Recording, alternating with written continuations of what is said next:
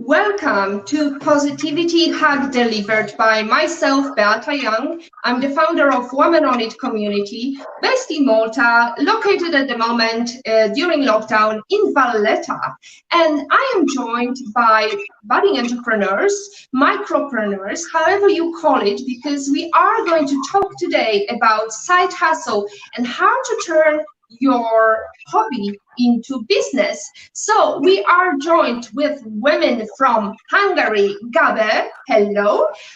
We are joined by Giselle, who's joined us from Malta, and Minca, who joined us from Slovenia. Hello, it's lovely to see some people watching us live. And I just would like to remind you, today's session is all about community building, and community is an important part of this session.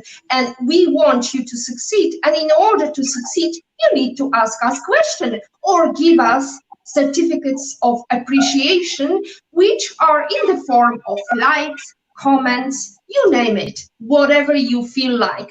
So let's start with Gabriella. How did you start your journey? Hello, everybody. Thank you very much for having me on the show. Well, my journey started in Budapest almost 10 years ago, and it literally was a hobby. I used to work as a film industry professional, as a casting director for 16 years. And one day I just found it so demanding. I thought it would be so nice to do something creative. So I went to an art school and I started to design and create handbags and accessories.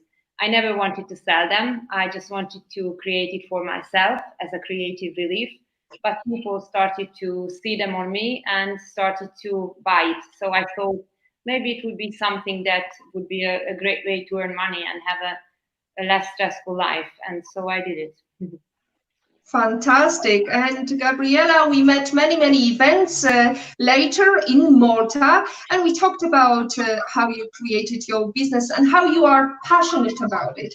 And sometimes you were a bit kind of diminishing your role, which was actually employment, something that you could get through and get some basic salary to work really on your passion.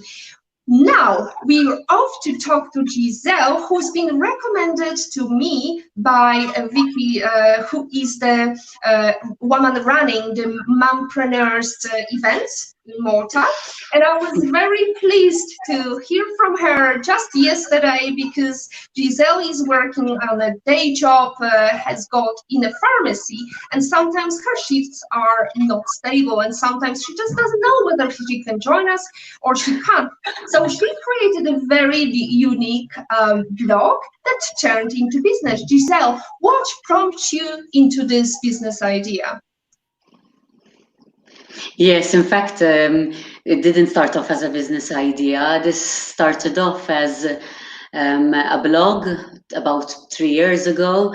My daughter was around 3 years old, and I used to use social media to express myself about my parenting struggles and feeding her, trying to give her a healthy lifestyle and a healthy diet. And the blog began to grow. The followers grew both on Instagram and Facebook. And as my blog started focusing more and more on packed lunches and healthy meals, many mummies started asking me where I was getting my items from, the items that I was using, like lunch boxes, plates, and things like that. So I started making them available for my followers mainly. That's how it started. And bit by bit it grew to a certain to the extent that I had to create a proper online shop, and this happened very recently. So now I'm selling these items and growing the shop as I go along.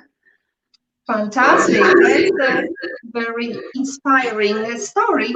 And we are joined also with Minca, who is also having a stable job while working on her side hustle. And side hustle is actually a term developed in America during the recession in 2008, and is showing the potential of side jobs that you can have while having a stable job, or just starting something on the side to validate it. So, Minca, can you tell us, how did you start? How was your journey different or similar?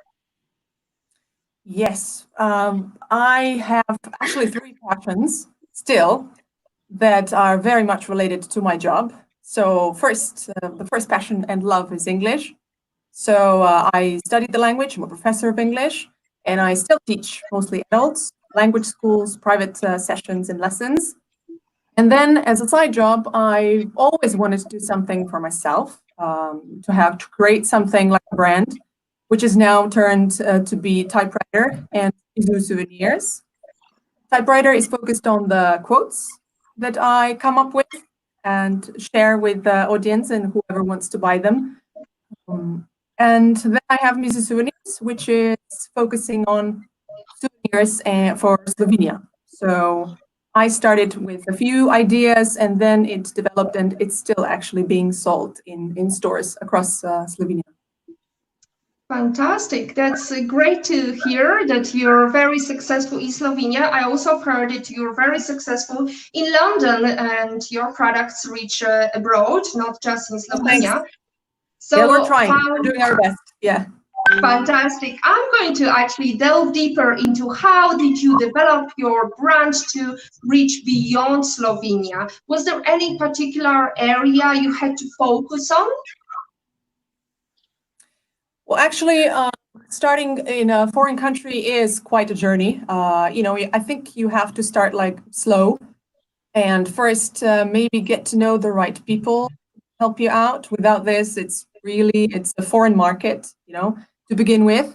So yes, I connected with Karina. That was a Chamber of Commerce in Slovenia that had one project to start. I've joined, and the stars aligned for us and Karina Vaughan. So we've met, and she took me to London. And that was the first experience I had there with some retailers, stores, the demand. So the stuff that I really wanted to find out first before any other major stuff could happen. So now I'm still working on it, trying to expand, do it slowly, but surely, I guess.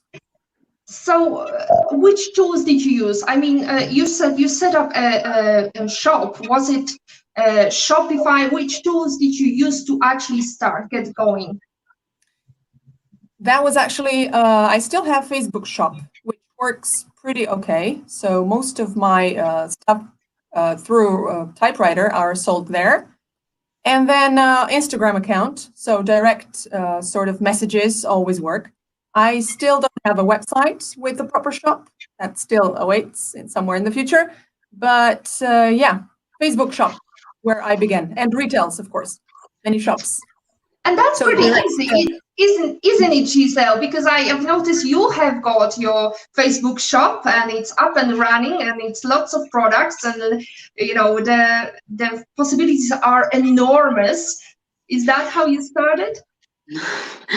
This only happened recently. In fact, the online shop, it started off just like Minca said, with messages, people sending me messages on Instagram and Facebook. Then I decided to set up a Facebook shop, which made it easier for people to see without having to ask me a lot of questions. And now, recently, I think it's been less than a month, or maybe a month. I set up a proper shop on Shopify now, so it's more straightforward. Oh, that's interesting, because Giselle, I remember our first conversation, and you said, I'm not woman in tech. And it's interesting because you're using technology, but you don't perceive yourself as tech savvy. Not at all. Definitely. So now we are off to Gabe, because it's interesting to hear stories about online shopping. And I know, Gabe, that you've been very keen on going to small souvenir shops. And I wonder how it impacted you during COVID. And I know that you've got a unique way of pivoting and changing your way of, well, let's call it a production line. So if you could tell us a little bit about this fascinating new journey. Yes, I have a website, and the website is under construction at the moment because I needed to change to a more modern one. But since I relocated to Malta, I had to find a better way to represent products. So, for instance, I'm going to markets, artisan markets, to present all of my products. And I also into some shops. If I may name them, I'm in the Phoenicia Hotel Salt and Seas shop in Kashbish, and recently in Birgu in Find the Doors. Obviously, it was very difficult with COVID because we had to close down the shops. So it was a bit challenging. But people find me online. So through Facebook, Instagram, whenever they can reach me, they contact me. So it's pretty easy nowadays. I think IT and social media has a huge impact on every business. So once approachable, it will help your business tremendously and make for people so easy to get in touch. So you just have to have the future, right? Chelsea, you have to be woman on it, hack the future. We've got a question from Romina. It's lovely to see you, Romina. Good afternoon, girls. A great opportunity to be here and fantastic to meet you all. Small query about Facebook shop. Can you link it to other social media platforms to reach a wilder audience? And maybe I think, Minca, you could tell us about how did you reach the wider audience, which ways you used to get a better outcome and better return on investment, however you call it. Did any one of you did Facebook advertisement? How was the experience? Let's start from Minca. Well, yeah, that's quite an issue, and it's a huge potential, like they already mentioned, definitely. I think the larger investments into Facebook marketing are still ahead of me. I haven't tried anything serious out, but I'm about to within coming months, I think. However, the brand awareness, I think, spreads out through personal stories, and you can link your Facebook shop to an Instagram account. That, I think, is a clever move for beginners. And then, yes, direct sales through any sort of messages, maybe also emailing sometimes. It helps a lot, especially with my brand typewriter, because a lot of, especially, let's say, women want to know about the sizes, what's really the color, what are the options. So I help them out one-on-one, person to person, and they appreciate that. So it's sort of individual approach that you have in sales, and it works for me perfectly for now. Ladies, any of you have got different story to inspire our listeners how to position yourself, how to be different or unique? Maybe I could mention something. Oh, yes, Giselle. No, because I was just wondering about the question about linking the Facebook shop, and it got me thinking, because basically, yes, it's important first of all to have Instagram linked to Facebook, which these days is very easy because they are already linked because they belong to the same company. So all you have to do is link the account. So whatever you post on Instagram will appear on Facebook.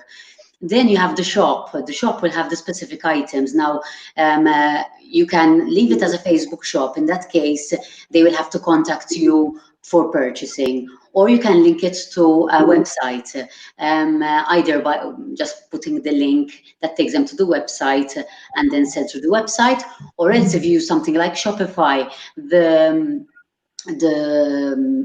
items that are on Shopify will automatically appear on the Facebook shop. So once you put them on Shopify, they come automatically. So maybe that helps.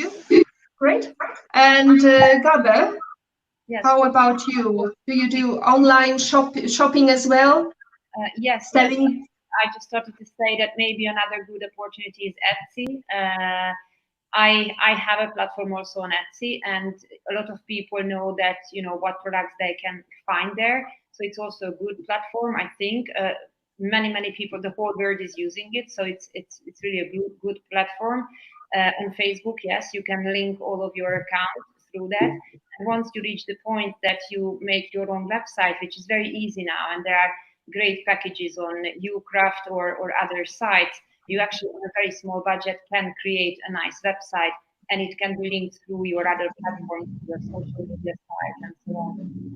So I think once you have someone who can help you with that, it's very easy to set it up. Oh, absolutely. And there's lots of tutorials. The world is your oyster. And as the saying goes, it was actually Einstein who said, everything comes to he who hustles while he waits. So we are the hustlers. We are having side hustles. So Romina, I hope your question got answered, and you can definitely check out our lovely brands that we are presenting today with the faces of the brands. So the question I would like to ask all of you, which is, what would be your advice for all these women who are not just women, because we've got some male participants as well. What would be your advice? 3 things to focus on when starting your side hustle that could potentially become your main business. Let's start with Giselle. Well, I think what was very important to me is having the connection with your followers. Vanilla Mami started as a blog, so I think it worked out well for me that way. That first I created the followers through Instagram and Facebook, and then when eventually I started selling the products, it was easier to connect with the people who are following me and to understand what are their needs really. So I think one piece of advice would be to especially if you want to have feedback from the people, is to have a good following and to remain in touch with your following by being authentic. So don't try and be something you are not, and don't try and advertise things that you're not comfortable with, or that do not resonate with who you truly are. That's, I think, was very important for me. Another thing is to find a niche. I think that's important as well. And even the other people on the panel, the other ladies on the panel, are very specific niches, because basically if unless you invent something new, something completely innovative that doesn't exist, then you're always going to find competition. But because of your niche, it will make you more linked to your audience. You find a specific audience. And one thing that I would recommend, some advice perhaps when starting off something new, is that not to spend a lot of money. There are a lot of things, a lot of resources available online that are completely free.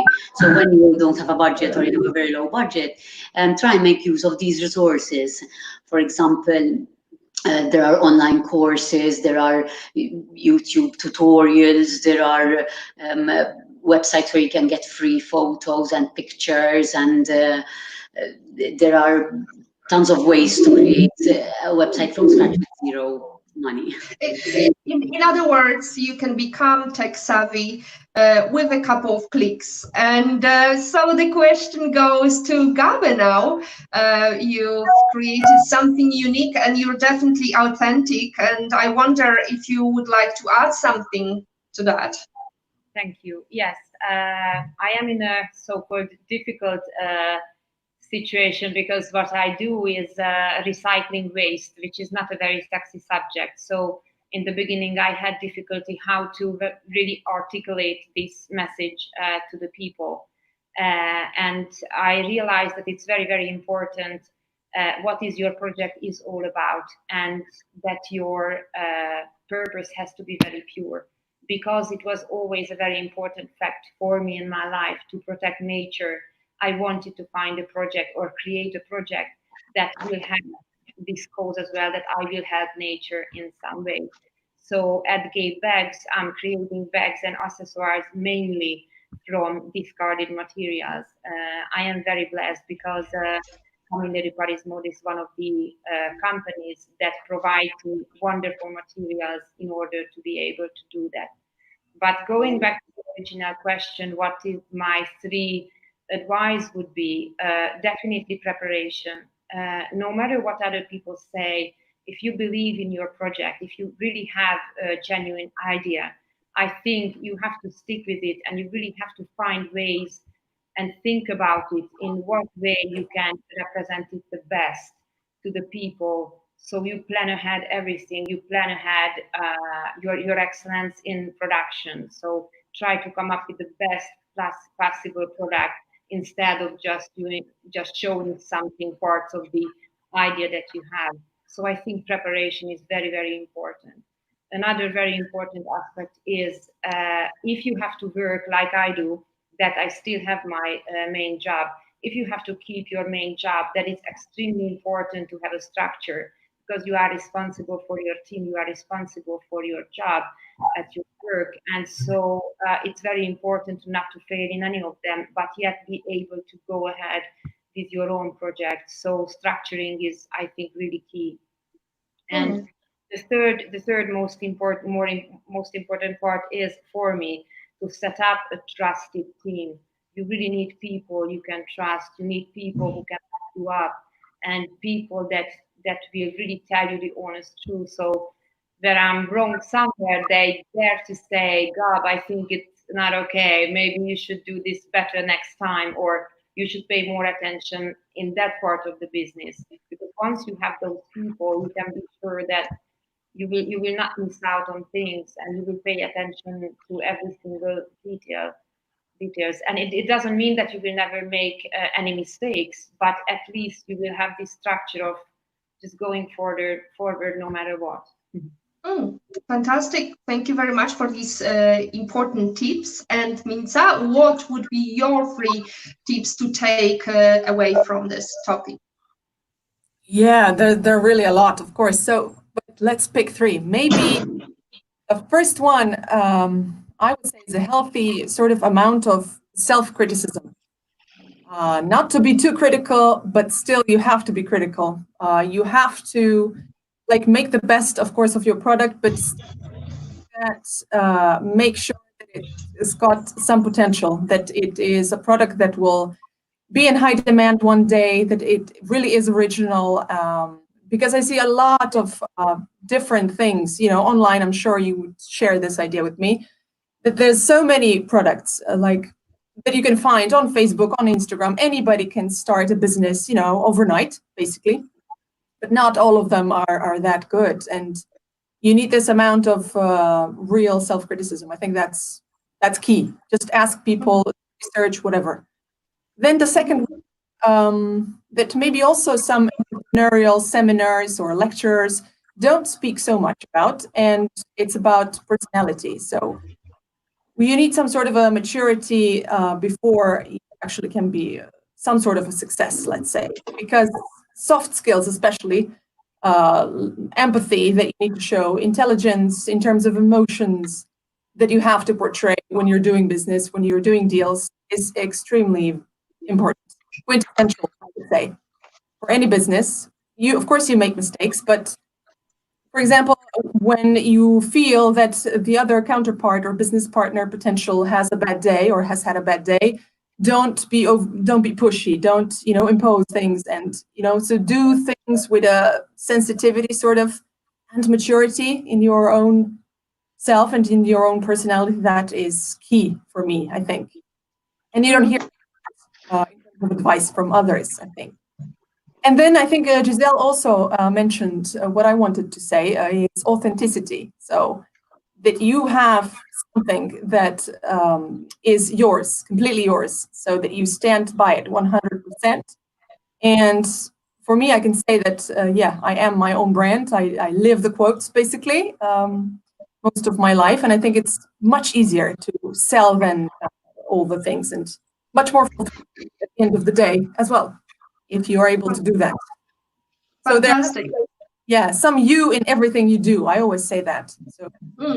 And I think you have to, when you're authentic, you have to remember that you are not there to please everybody, because it's impossible actually, and you're not combo with you know, chicken soup to please everybody. Not everybody has to like that or that the other soup or the other t-shirt. And the fourth pointer I would add, Minca, is invest in a higher chair, because your face is somehow hidden.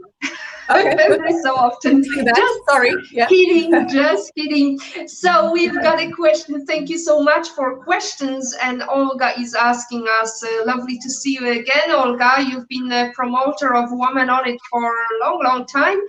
Great to have a question from you.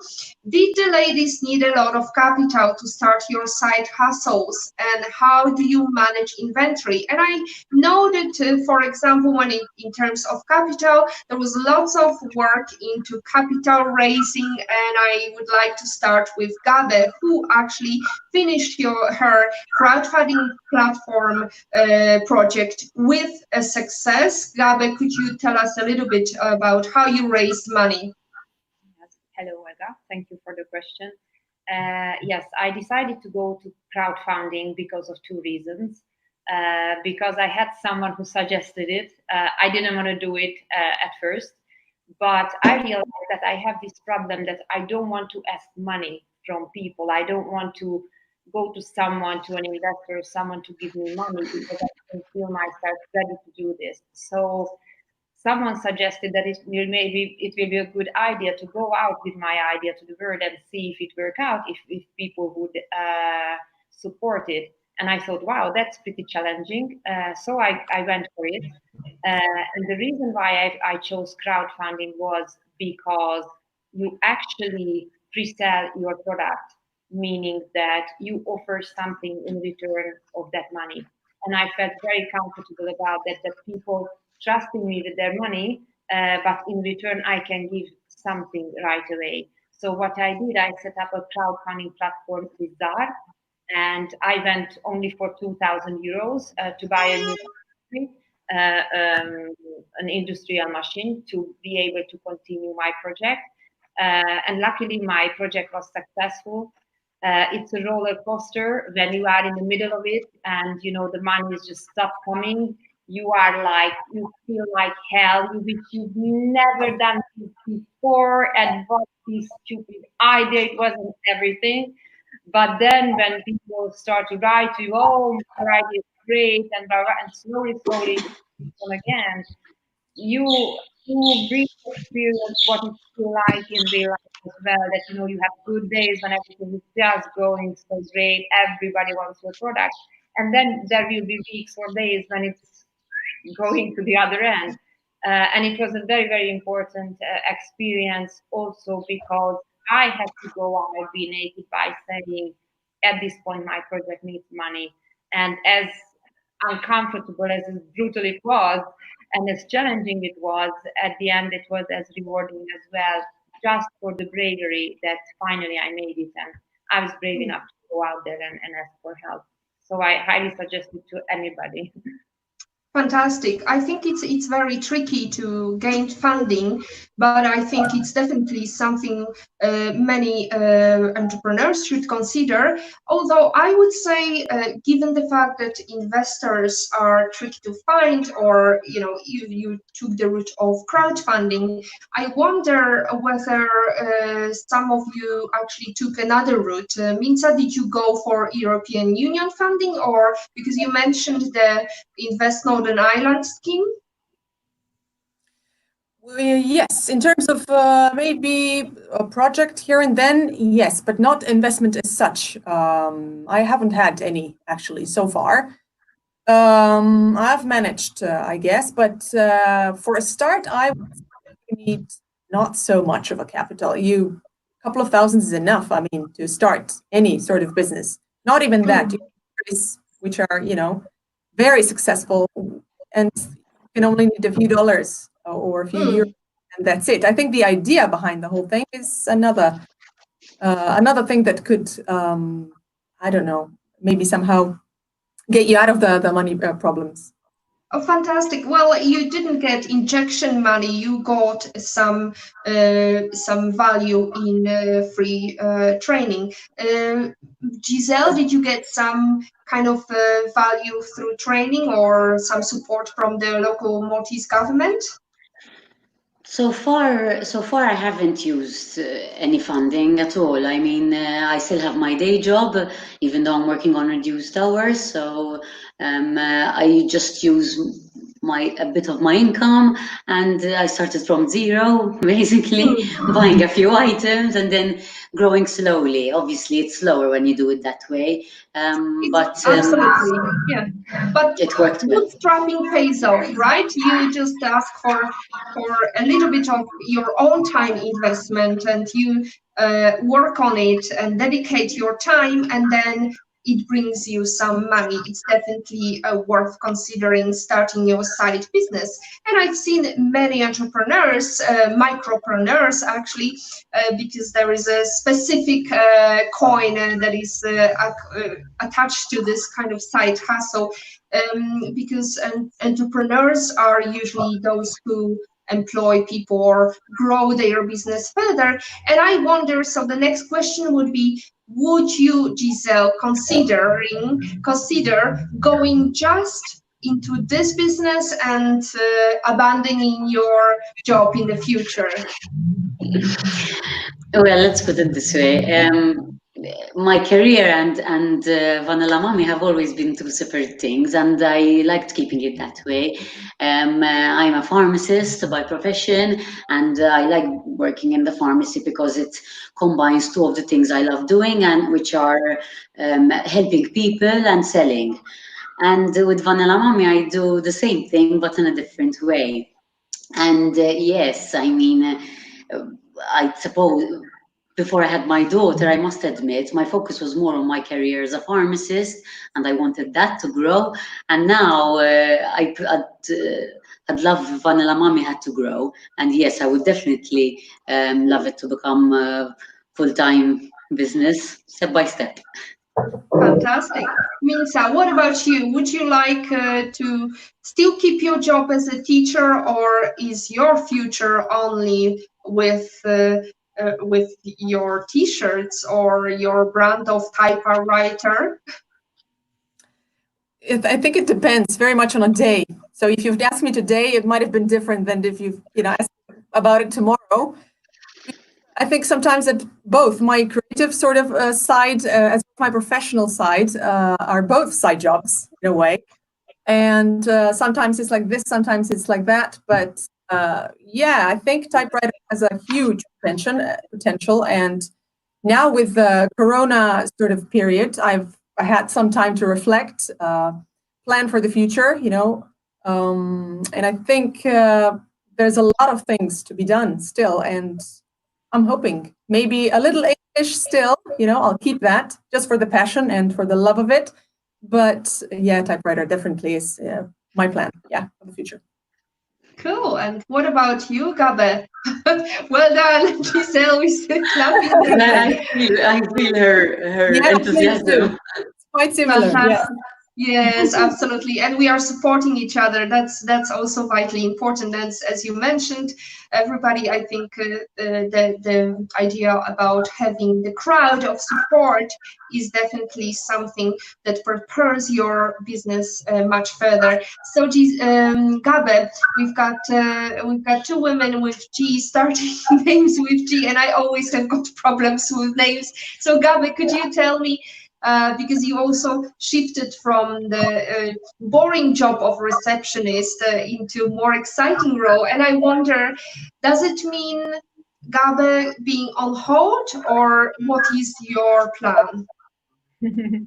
Gabe never be on hold because that's my main purpose in life. So the reason why I went for a receptionist job for a while, because I needed enough time to prepare, and that was the only job where I could just, have a position where I have basically not so much responsibility. I go in, I only had, I think I went 3 times per week and 4 hours per day. So the rest of the time I had for Gabe to prepare everything. Then I changed the position because another company asked me to assist them. So I'm currently a business development manager somewhere, which is a very demanding position. But they knew that I have Gabe on the side. So when I went to discuss about this position, I very openly told them that this is my dream, this is what I'm doing, and this is what I'm going to do. So if it's fine, I can do both, but it is something which I will go for definitely. So it doesn't matter for me if it's a good day or a bad day. I make sure that every day I do something to make my business grow. First and foremost, because it's not only a business for me, it is more a lifestyle for me. So Fantastic.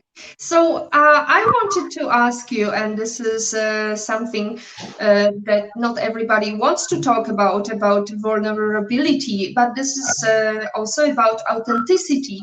And we all make mistakes during our journey. Can you tell us, Giselle, about the funniest mistake you made when you started your entrepreneurial exercise? It's funny now, but it wasn't funny when it happened. About a month ago, so I still just had the Facebook shop, and I was about to participate in the first online eco market in Malta.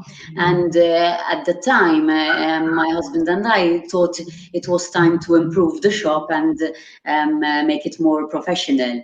So he said, let me see if I can start laying out the foundations. And as soon as he registered or whatever, the Facebook shop got deleted completely. So we spent a whole day having to input everything from scratch, photos, description, and everything, like with a deadline, because the next day was the eco market, and we managed. I mean, like I said, now when I look back, it was funny because we were like in panic mode and really stressed out. Not the best time to pivot.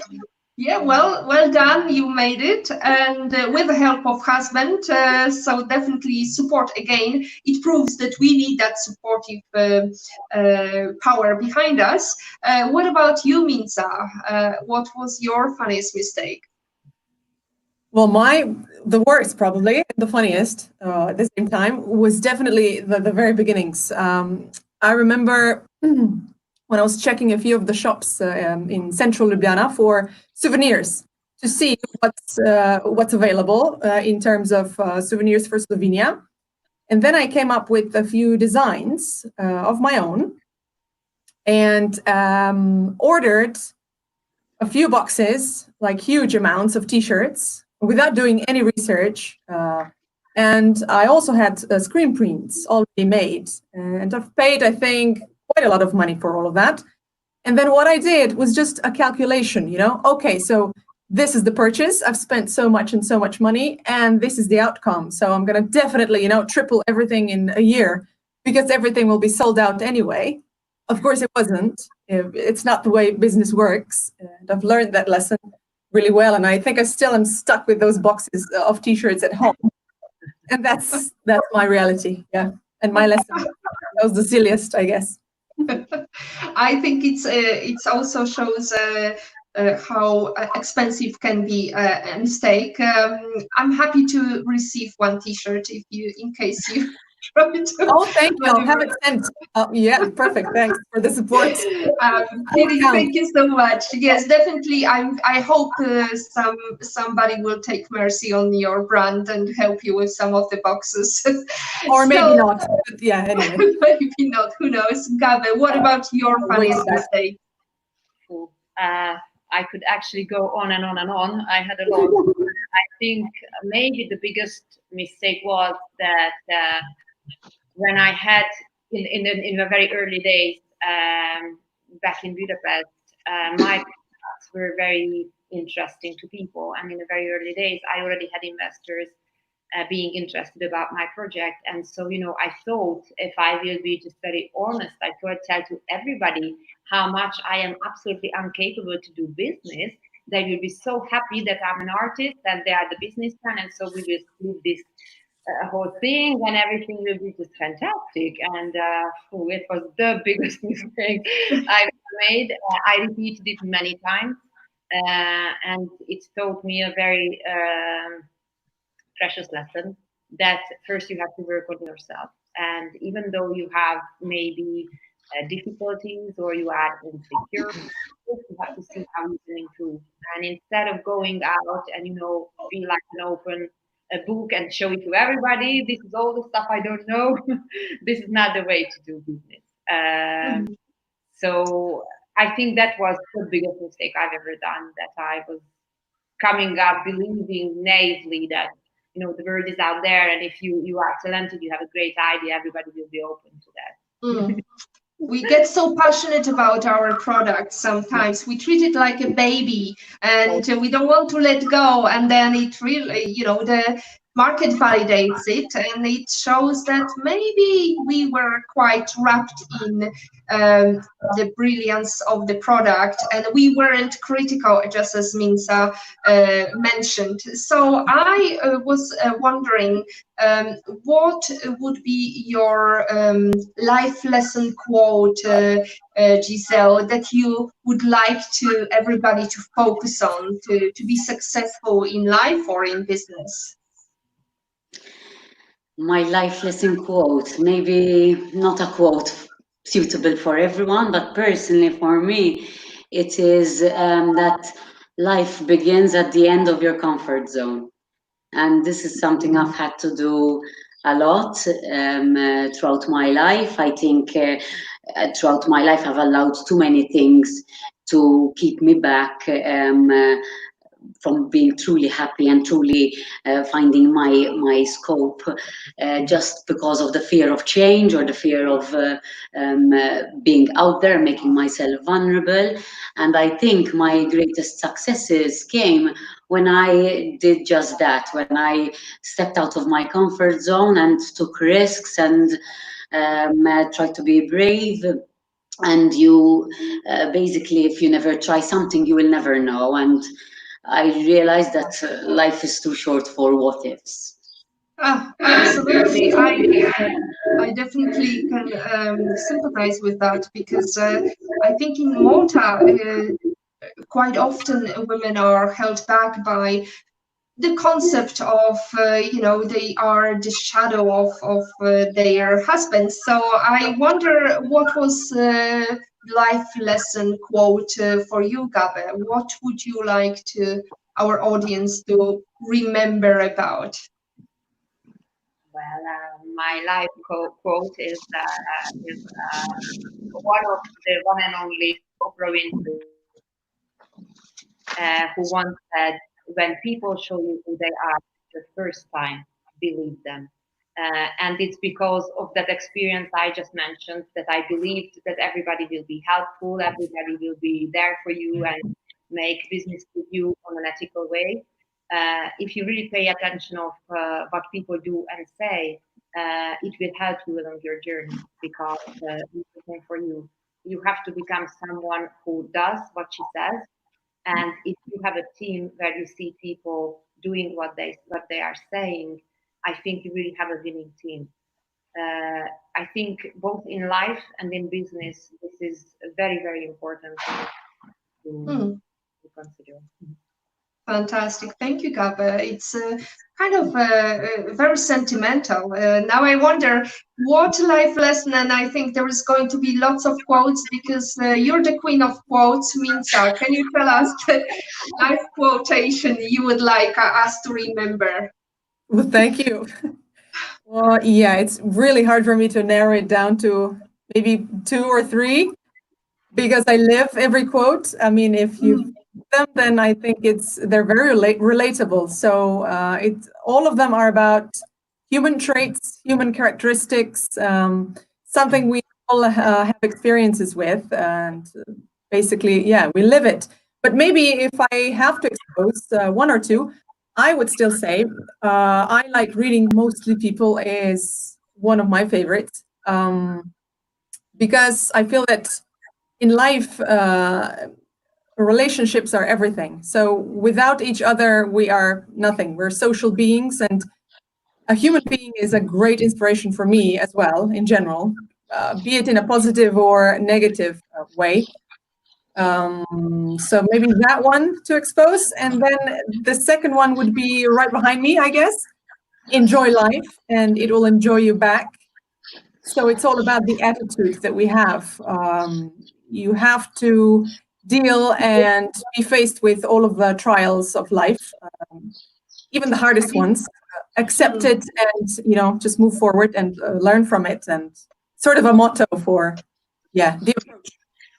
Let's say. Fantastic, and it is very much in line with our program, which is Positivity Hug Delivered. We want you to have positive thoughts and positive attitude, and it will give you attention and positivity back. Now, I've got a question from somebody who would like to keep anonymous. And the question is, somebody's got tweeting somewhere in the background. I wonder who's got a little Twitter. Oh, Giselle. So, the question is, may I know how many of you started your business during crisis, or was it during your great time? Why did you start your business idea? Was it just something you wanted to do, or was it something that impacted you and pushed you into doing your business? Maybe, Gabe, you're more kind of, it's been in your heart to deliver sustainable products. And I wonder, Minca, maybe you could tell us what crisis did you hit, or was it a crisis? Or what was it that really pushed you into starting your own idea? A combination, I would say, because at the time, that was back in 2016, when I started the brand Typewriter, I was faced with, or I was already working on a few ties, men's ties with quotes. And I've had it arranged with one of the stores, fashion stores in Ljubljana, that we might, do a cooperation, some business. And we said that we need extra products. So we needed to add something additional. That was the idea. And then, of course, the first thing that came to mind was definitely T-shirts. And let's add new quotes. That was like an excuse for me to work on it, do it in my way and the best way possible. And then, as it turned out, that pop-up store was actually, extended to a few months of sales, which turned out to be quite successful. And that gave me wings to continue. So in a way, it was, me first, then a push. And then it just happened naturally with the love of English that I have, the love for quotes, and some creativity that I was able to add as a icing on the cake, let's say. Fantastic. It's great to hear that question, actually, because I think many women are now stuck without a job, and that's definitely something they are considering. And I had some conversation with some women who were considering doing something on the side just to have that security in case their job is no longer there. We've got Vicky, who's been very supportive, and Vicky is asking us question: how do you get the boss of your full-time job to accept that you have a side business? And I'll start with you, Giselle, because you're the fully employed and actually at the front line of pharmacies. So there is no lockdown for you. No, in fact, I kept on working even through lockdown. Lockdown didn't even really affect me in a way. I never really had an issue about getting my boss to accept that I have a side business for two reasons. First of all, like I said earlier, I always kept it separate. So I never let anything of Vanilla Mommy interfere with my work as a pharmacist. So we can't really complain of anything. I never had to cancel any shifts or maybe work while I'm at work, you know, so it never really affected me. And also, Vanilla Mommy really became you would call it, if you can call it a business, only recently. I mean, before it was more like a hobby, and only recently I'm beginning to see some income or pocket money, as I like to call it, coming in. So I don't think it really affects my full-time job. Fantastic. So what about you, Gabet? How did it impact your career? Because you were in the same company before, then you changed into reception just to have this free time and to free your mind. And then you came back to the company. So it shows a lot of trust in what you do and the value that you can bring to the table. So I wonder, how did it impact your career, and how did your current employer react when they heard about your business idea?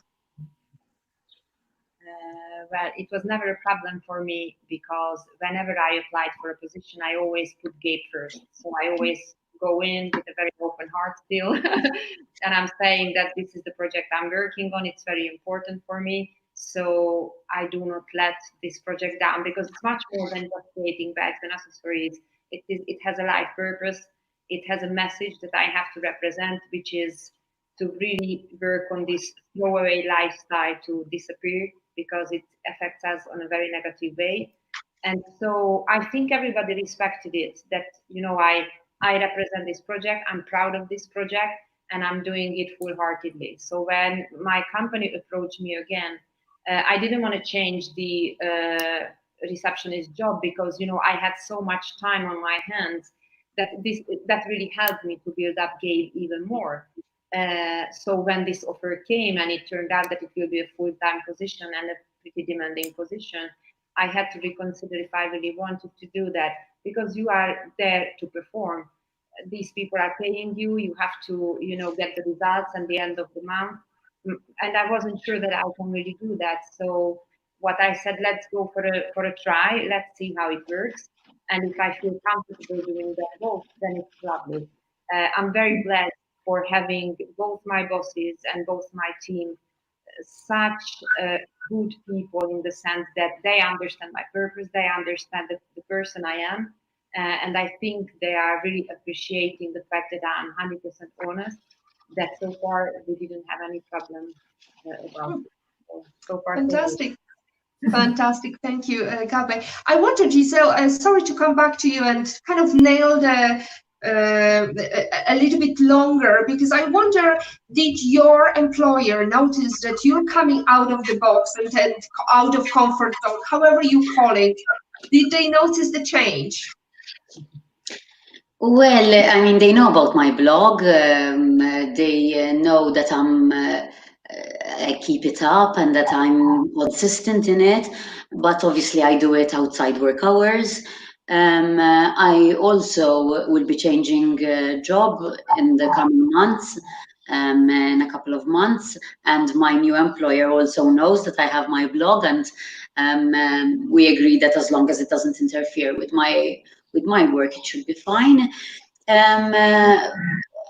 About coming out of my comfort zone, it's more. So you're changing because you're getting a better salary, or having a job closer? What was the reason?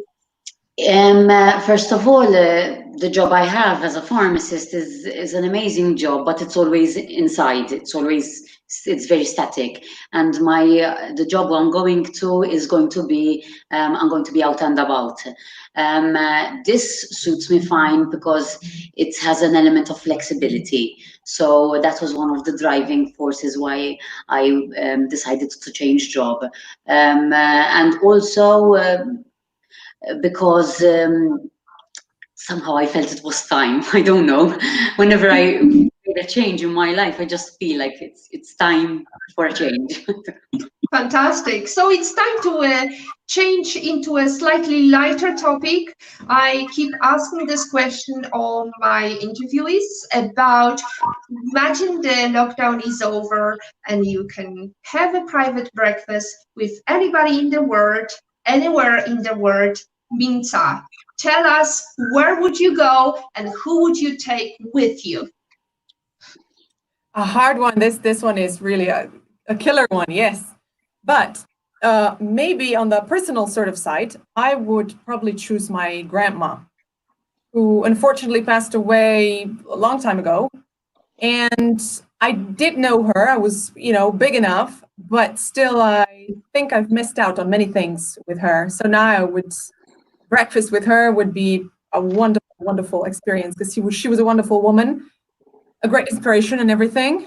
And then if I may maybe go into Hollywood a little bit more, be more fancy about it, I would probably choose an actor. Timothée Chalamet. I'm not sure if you know him, but he's smart, intelligent, a perfect actor. So maybe a breakfast with him somewhere in the hustle and bustle of the city. I think. Fantastic. Yeah. That would be Sounds like fun. I don't know him, but I'll definitely try to search him. Yes. So, Gabe, what about you? Well, I really believe that mindset is a very important thing in life. And if you want to do that, that's something you have to sit down with the best to talk about. So the two person I would like to invite with me would be Eckhart Tolle and probably the Dalai Lama. And the place I would pick would be the White Monastery in Kathmandu, because I think silence has a lot of answers. And I think it would be a very, very interesting breakfast. Fantastic. And Giselle, the last question of today, who would you go with? Well, don't worry, your husband won't receive you.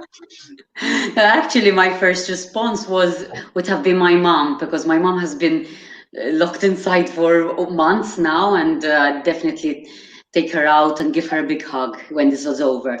But I think if I had to choose someone, like since we're like daydreaming, I think I would choose, I don't know if you know about Vishen Lakhiani. He's the founder of Mind Valley, and he's a big inspiration to me. He created a company which is all about personal growth and personal development, and he inspires me a lot. So that would be a great breakfast. I'd probably choose a coffee shop, open air coffee shop in Rome or something like that. Fantastic. Ladies, nice. It's been a pleasure to talk to you and daydream with you today. We talked about the personal experiences. We talked about how values play an important role in our businesses and how to be authentic. And I believe anybody can start. Giselle started with nothing, and Gabe used some recycled products, and Minca also didn't really spend a lot of money to invest and inject their hobby and turn it into business. I hope you're going to succeed. I know you're going to succeed. And there is really no problem to go online nowadays and feel woman on it that hack the future. Have a great day. I wish you success, whichever direction you choose. Goodbye. Thank you. Thank you. Bye.